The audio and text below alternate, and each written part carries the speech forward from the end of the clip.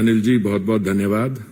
Sanjay ji, Bharatiya Janata party का एक कार्यकर्ता अपनी एनालिसिस इस लैंडमार्क विजिट की आपके साथ शेयर करना चाहता है।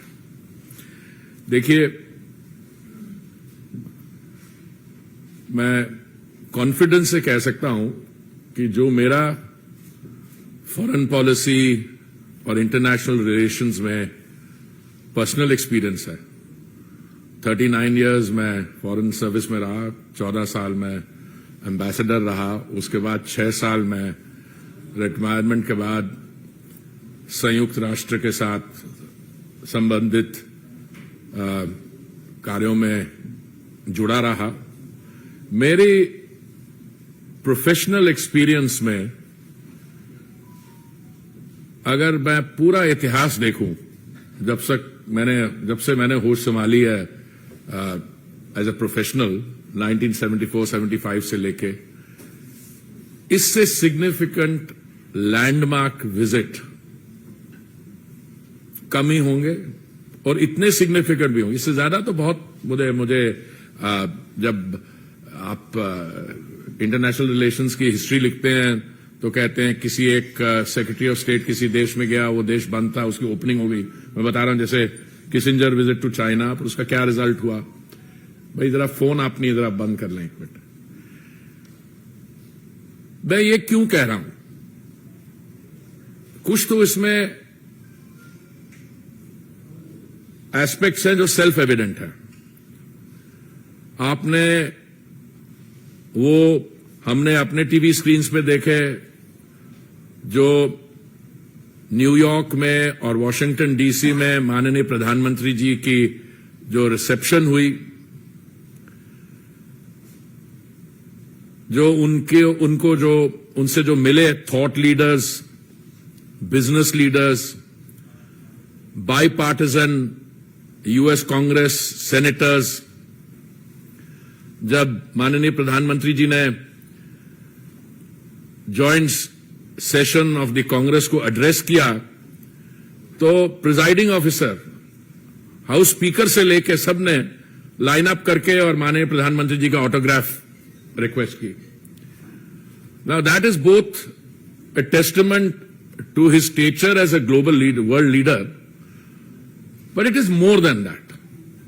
पहले तो मैं कुछ बेसिक फैक्ट्स आपको अपने साथ शेयर कर लूं। मैं बहुत वर्ष पहले विदेश मंत्रालय में संयुक्त सचिव था, अमेरिकाज डेस्क पे भी, और मैंने जो रिलेशनशिप में बदलाव आया है, जो ट्रांसफॉर्मेशन हुई है, वो मैंने फर्स्ट हैंड देखी है।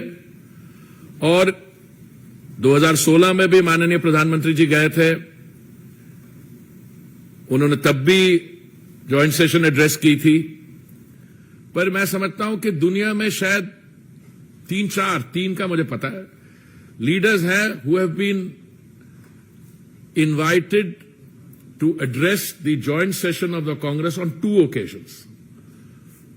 अगर आप पूरा हिस्ट्री देखें तो नेल्सन मंडेला और विंस्टन चर्चिल, तो वो वॉर टाइम प्राइम मिनिस्टर थे, और उसके बाद और नेल्सन मंडेला जो एंटी अपार्थाइड स्ट्रगल था वो था।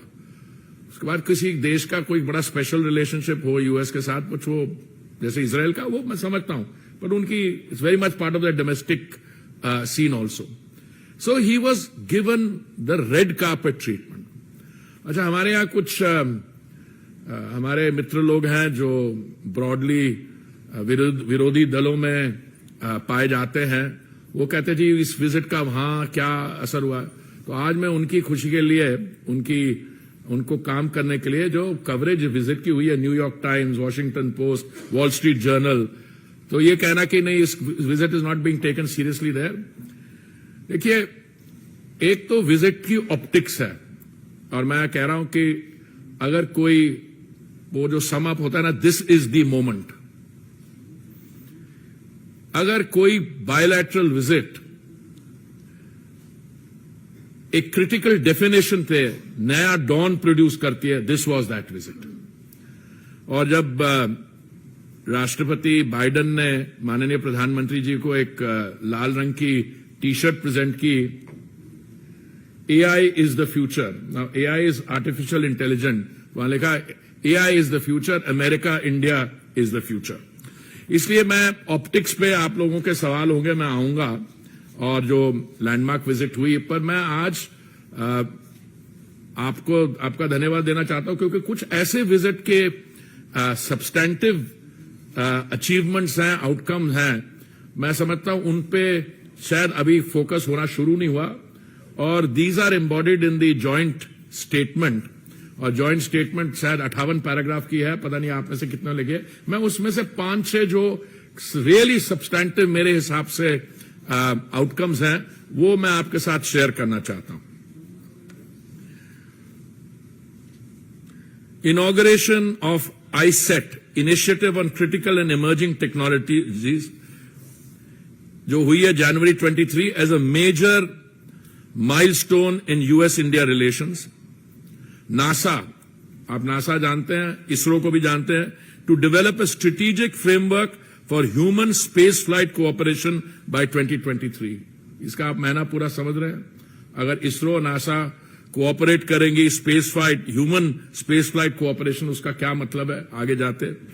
और president Biden appreciated India's signing of the Artemis Accord, which will advance a common vision of space exploration for the benefit of mankind. देखिए, पहले हम टेक्नोलॉजी की बात करते थे, हम डिफेंस की बात करते थे, अब ये जो कटिंग एज कोऑपरेशन है स्पेस सेक्टर में। Strategic signing of an MOU on semiconductor supply chain and innovation, Micron Technology to invest up to $825 million to build a new semiconductor assembly and test facility in India. Creating secure and trusted telecommunications. Public-private cooperation between vendors and cooperation, India's Bharat 6G Alliance and US Next G Alliance, a trusted network, trusted sources, bilateral framework.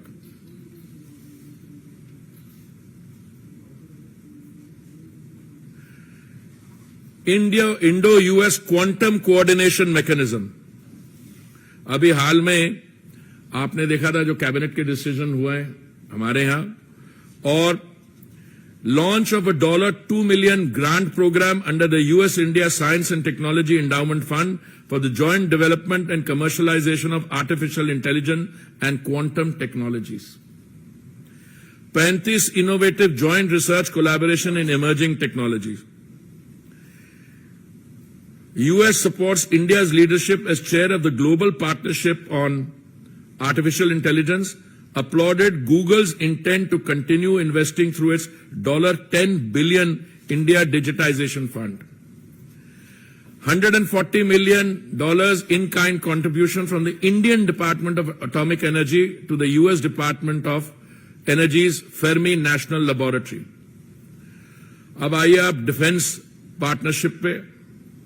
Defense Industrial Cooperation Roadmap, concluding a security supply arrangement and initiate discussions about reciprocal defense procurement agreement, और जो एक मैं समझता हूं बहुत ही महत्वपूर्ण इसमें MOU sign हुआ है जनरल इलेक्ट्रिक और हिंदुस्तान एरोनॉटिक्स के बीच, जिसमें GE के F414 जेट इंजन्स का भारत में manufacture for the light combat aircraft Mark II, और आप जॉइंट स्टेटमेंट में पढ़े वहां पे it is to enable tech transfer as well. India's emergence as a hub for maintenance and repair for forward deployed US Navy assets, launch of US-India Defense Acceleration Ecosystem, or India plans to procure General Atomics MQ-9B HALE UAVs. अब आइए clean energy पे।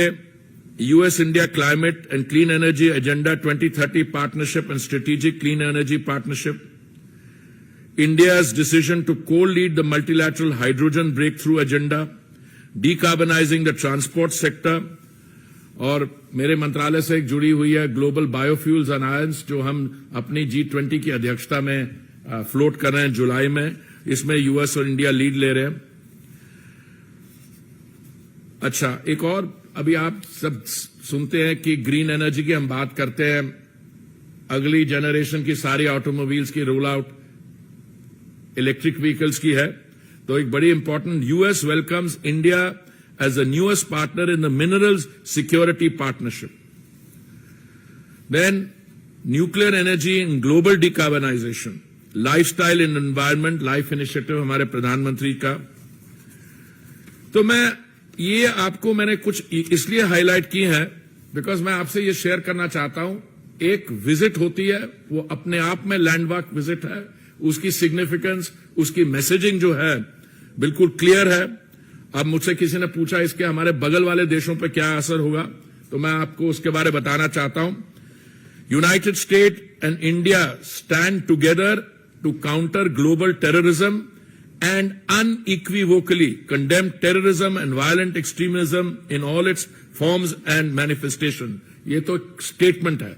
जो भी देश आतंकवाद के खिलाफ होते हैं, ये जनरल फैसले, पर ये आप सुनिए।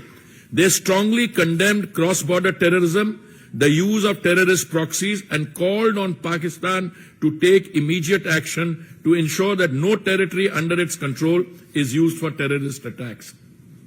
देखिए, दिस लाइन इटसेल्फ, बिकॉज हमारे यहां बड़ी कुछ हमारे पास्ट एक्सपीरियंस भी रहा है कि जो हमारा बगल वाला देश है, उनके जो एक्टिविटीज रही हैं, हम अक्सर उनको we describe them as the epicentre of terrorism and for good reason.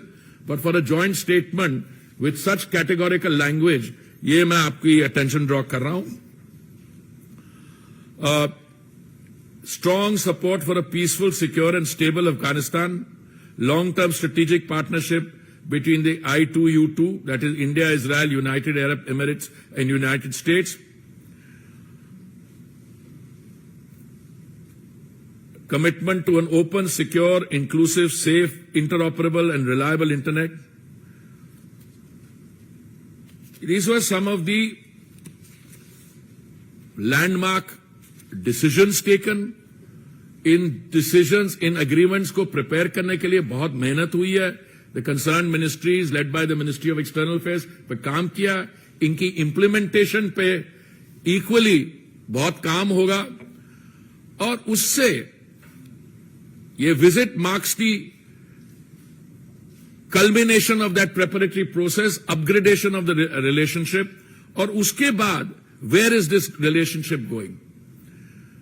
अब मैंने जो भी कमेंट्रीज पढ़ी हैं, सिर्फ हमारे यहां नहीं, हमारे जो 7 लोग जिनकी थिंकिंग हमारे जैसी है, पर मैंने बाहर के जो कमेंटेटर्स हैं, थिंक टैंक्स हैं, उन्होंने कहा कि the India US bilateral relationship will be a defining relationship for the 21st century.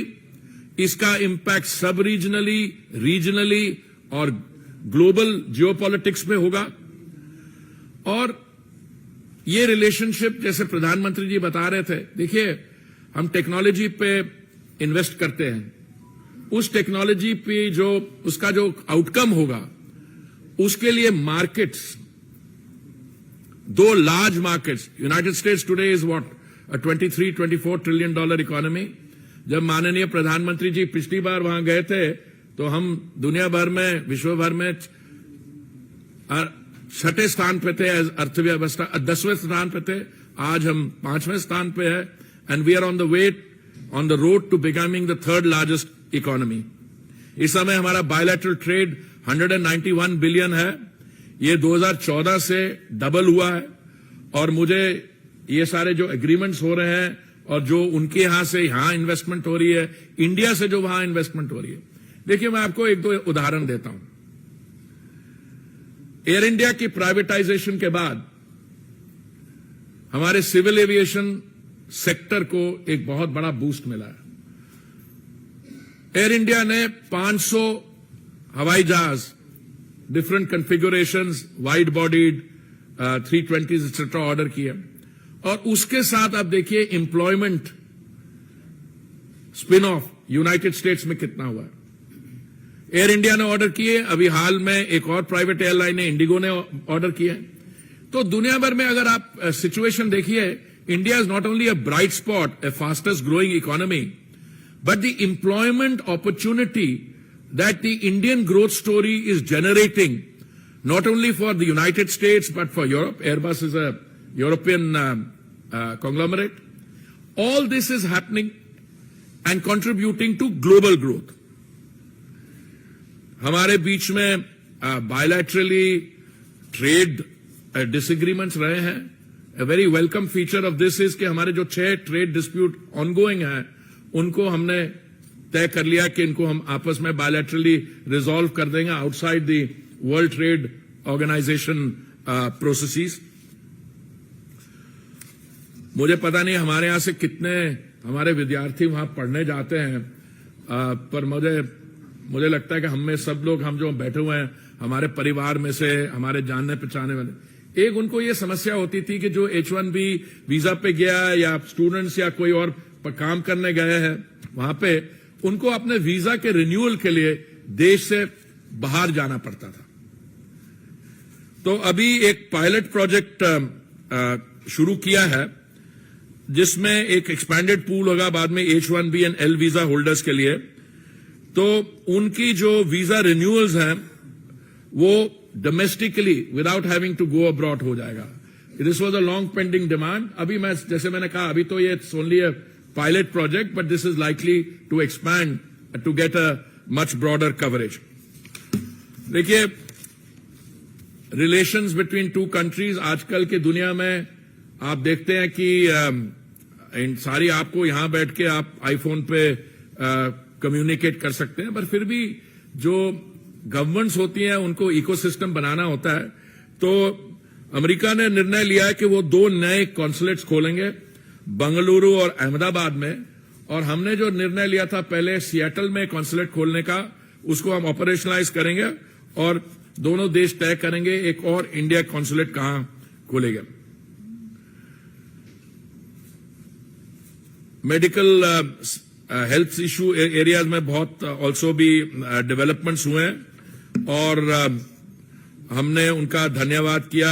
Repatriation of antiquities to India by the United States, interest in working quickly towards a cultural property agreement also. So I'll stop here. I'll be very happy to take questions both on the substantive outcomes and in any related aspect of the visit that you might have an interest in. जी, आप अब identify करिए. Sorry.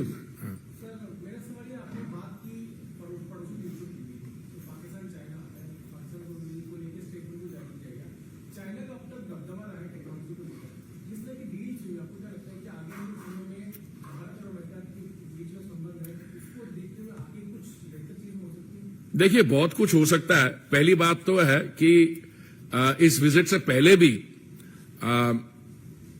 कुछ ऐसी processes थी independent of the India relationship, जहां पे कुछ high technology sectors में US entities were beginning to reconsider their position in terms of commitment to production in China.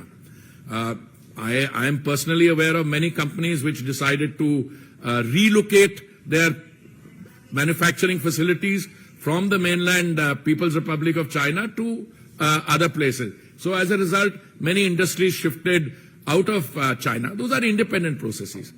देखिए, India और US quite independent of what happens in China. आप देखिए कि जो हमारा human resource है, आपके लोग जो यूएस टेक इंडस्ट्री में ऑलरेडी काम कर रहे हैं, जो सीईओज हैं. अब मैं आपको बताता हूं, मैं इसमें अपनी लिस्टिंग में नहीं की, गूगल और अमेजॉन दोनों $10 बिलियन और $15 बिलियन की इन्वेस्टमेंट इंडिया में की बात कर रहे हैं. अब वो जो इन्वेस्टमेंट होगी वो इंडिया में सिर्फ इन्वेस्टमेंट नहीं होगी, वो इन्वेस्टमेंट ग्लोबल गुड के लिए होगी और ग्लोबल इकोनॉमी के लिए होगी.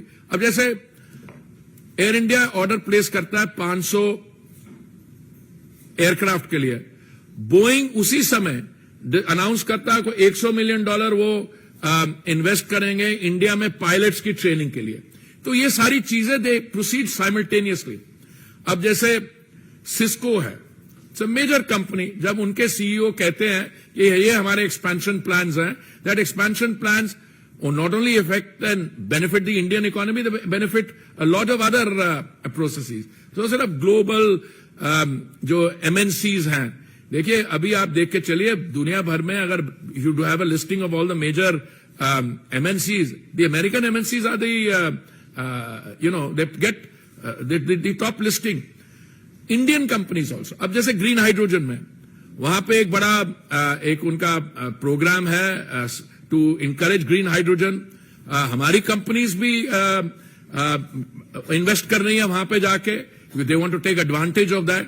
But if green hydrogen becomes, as is expected to, the fuel of the future, so this will benefit not only India and the United States, it will also benefit the transition from fossil fuel energy to pure green energy. Sir, Mohit Bhatt. Sir, Mohit from Times Council, we know that now it's having a very successful visit of the Prime Minister to US, and now he's going to Egypt. So there he'll be meeting the top leadership over there. He'll be also meeting Grand Mufti over there, sir. Now back in India, or when Rahul Gandhi goes out, he talks about Muslim unsafe in India. But when Prime Minister goes out, he will be given a red carpet welcome by the Grand Mufti of Egypt, sir. How do you see this? No, I see it very positively. Whether Mr. Gandhi is able to comprehend the importance of the Egypt visit, I don't know. But let me share with you something. India and Egypt have so much in terms of our past, in terms of the potential for further enhancement. I will just go back as ancient civilizations. I want to start there. We have our Indus Valley civilization. You have the, Egyptian, Mesopotamian civilization. You have the other links. Then you fast forward in history. You come to the post Second World War era, the decolonization. You have the era of Nehru, Nasser, and Tito. Okay? Then you come even forward. Egypt is a country which has been very active on the diplomatic front in the world. It has also a country with, major contribution to global processes. And I think somewhere, as we look back, prior to the Egyptian presidents coming here, there was a certain, I wouldn't use the word neglect, but that momentum was there. Now with the Honorable Prime Ministers going to Egypt and the not only the Grand Mufti is welcome, but overall, I see a very positive impact not only in terms of India, but also the other countries in the region.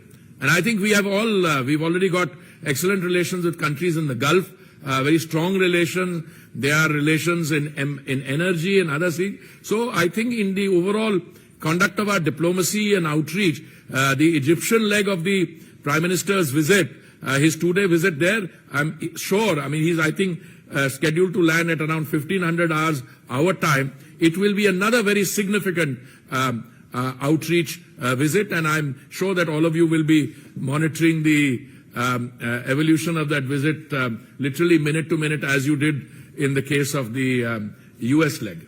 एक second Republic sir, Ganesh Patil Republic से Russia और China, America जो तीनों बड़े देश हैं अपनी समस्याओं से घिरे हैं. इस दौरान प्रधानमंत्री के रोल किस तरीके से देखते हैं? किसको? प्रधानमंत्री नरेंद्र मोदी के रोल को किस तरीके से देखते हैं? देखिए ऐसा है, आपने जो अमेरिका के बारे कहा, चीन के बारे कहा, वो कहा. प्रधानमंत्री जी उन लीडर्स में से है. पहले तो उनकी पॉपुलैरिटी रेटिंग देख लीजिए. मैंने उस दिन एक असेसमेंट देखी, वहां आपकी लीडिंग रेटिंग 70s में है. बाकी जो लोग आते हैं they are somewhere else. But his personal relationship with world leaders और उनकी जो the value of his voice and his statements, the impact of that. मैं आपको एक चीज बताना चाहता हूं. जैसे यूक्रेन के में जो आपने क्योंकि रूस का नाम लिया, India has been totally consistent. From the day go, हमारी position ये रही है, this is not a time for war. We should use diplomatic means of persuasion. We should have de-escalation. और वही मैसेज माननीय प्रधानमंत्री जी ने in the joint address to both houses of parliament दिया, और बाकी interaction में भी. और मैं समझता हूं कि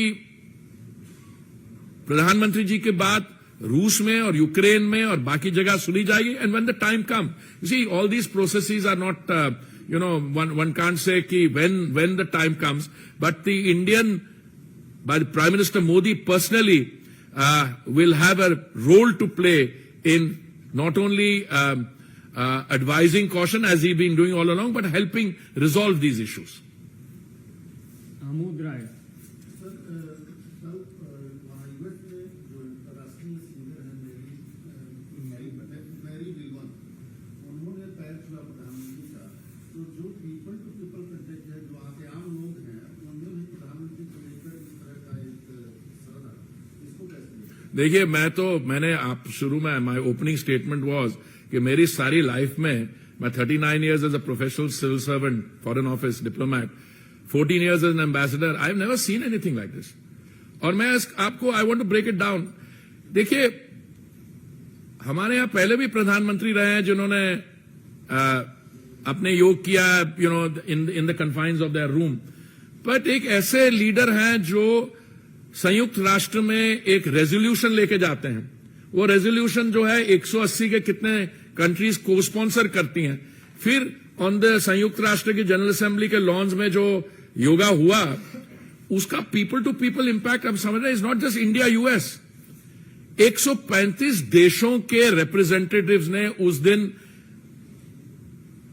इस कार्यक्रम में भाग लिया और उन्होंने अपनी जो मैसेजेस सब जगह भेजा। मैं ब्राजील में रह चुका हूं, वहां पे मुझे पता है how popular yoga is there, but जो अभी हुआ है, this is what I call people to people. और इससे ज्यादा पावरफुल मैसेज क्या हो सकता है? दूसरा, आपने एक रेजोल्यूशन लाया जनरल असेंबली में कि 2023 should be the year of the millet, और जब माननीय प्रधानमंत्री जी का जो स्टेट डिनर है उसमें एक शाही मिलेट मील उनको सर्व करता है, वो नहीं है कि वहां पे क्या हुआ, जो मैसेज जाता है न्यूयॉर्क की क्यूलिनरी इंडस्ट्री को, और मिशेलन के स्टार गाइड्स हैं, वो शेफ्स हैं, they will start incorporating it into their this thing. It's only a matter of time that, these big chains, I'm not advertising anyone, but McDonald's, you will have a millet burger. It's only a matter of time. दूसरा, मैं आपको एक और चीज बताता हूं. I'll come to Mary Miliband in a minute because that is really, I was so moved with her rendition of the national anthem, Jana Gana Mana. पर उससे पहले, जो संयुक्त राष्ट्र की जनरल असेंबली में जो लॉन्स में जो योगा लीड कर रही थी अमेरिकन महिला, उसका powerful message, she was a properly world class yoga instructor. आपने वो जो फर्स्ट लेडी को गिफ्ट दिया 7.5 कैरेट का, how much of thinking has gone into that? 7.5, 75 years of India's independence. Green, not green because उसका texture कोई उसमें green tinge है, बिकॉज वो इको फ्रेंडली है. वो सोलर क्लीन एनर्जी से लैब में डायमंड बनाया गया है. देखिए, उसमें आत्मनिर्भरता is stamped all over it. Yoga again is a very strong expression of the Indian, क्या कहेंगे, सिविलाइजेशनल, हमारा हेल्थ, बॉडी, मेंटल, ये सारे जो हमारा वेलबींग सिस्टम है, yoga represents that. Millet, equally, as a time when the world is facing a food crisis, or rice and all are heavily water consuming cereals. But now I come to Mary Miliband.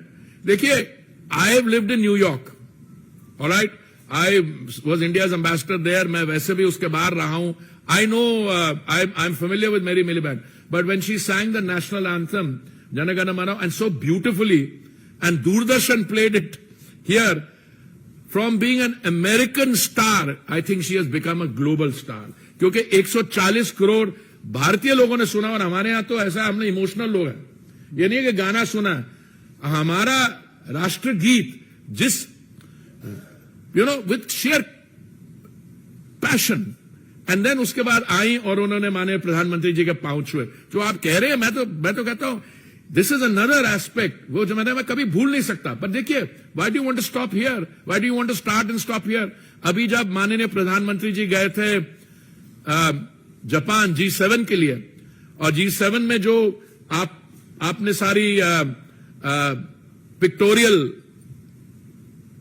Messaging देखी, आप उतरे, I think he was the first prime minister to go to a South Pacific country, Port Moresby में उतरे, उनके प्रधानमंत्री जी ने उनको रिसीव किया, सिर्फ रिसीव ही नहीं किया, जो उन्होंने जेस्चर दिया उनके पांव छूने का etcetera, but more than that उन्होंने अपनी स्टेटमेंट में क्या कहा, मैं उस स्टेटमेंट में से कोटेशन देता हूं आपको रफ। उन्होंने कहा कि हमें बहुत खुशी है, गर्व है कि आप G20 की अध्यक्षता कर रहे हैं और आपकी जो सुनवाई है G7 में, इतने आप, your voice is taken, your views are taken and respected in by the G7, और हमें खुशी और गर्व यह है कि आप हमारे में से हो। He is a developing country leader, you know, and the praise and accolades which are coming in the prime minister, it's both the prime minister and what he has done to India, transformed India. In 2016 he went there, it was in 10th position. Today it's in the 5th position, and he said soon, if you remember his statement to the joint session, he said soon we will be the 3rd largest economy. और देखिए, go back 2014 में वही लोग जो आज प्रशंसा कर रहे हैं भारत की अर्थव्यवस्था की, उन्होंने ये टाइटल दिया था फ्रेजाइल इकोनॉमी, फ्रेजाइल 5। फ्रेजाइल 5 का मतलब ये होता है, आप जब ट्रैवल कर रहे हो तो आपके लगेज पे फ्रेजाइल, हैंडल विद केयर, के टूट सकती है, मतलब टूटने वाला सामान है। कहां से निकलते आप वहां से, now you are going to be the 3rd largest economy.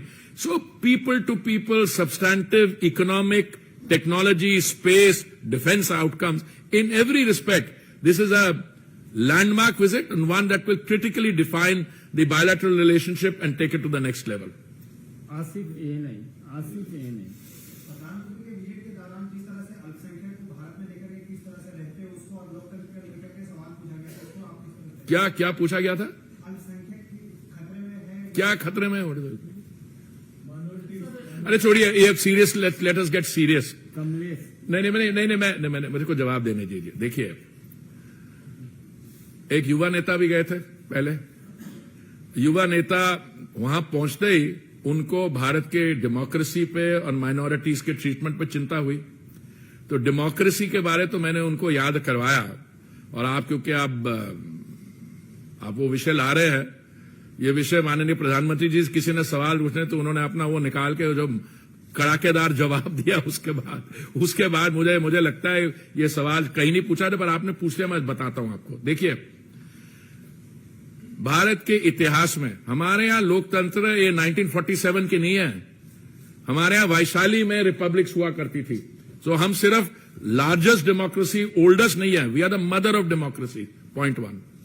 Point 2, हमारे इतिहास में एक ही ओकेजन है जब democracy was sought to be derailed, sought to be, वो भी नहीं कर पाए। वो था जब माननीय युवा नेता की ग्रैंडमदर ने सिविल लिबर्टीज को कर्टेल किया और जून 1975 में उन्होंने इमरजेंसी लाए। उसके बाद देखिए क्या हुआ।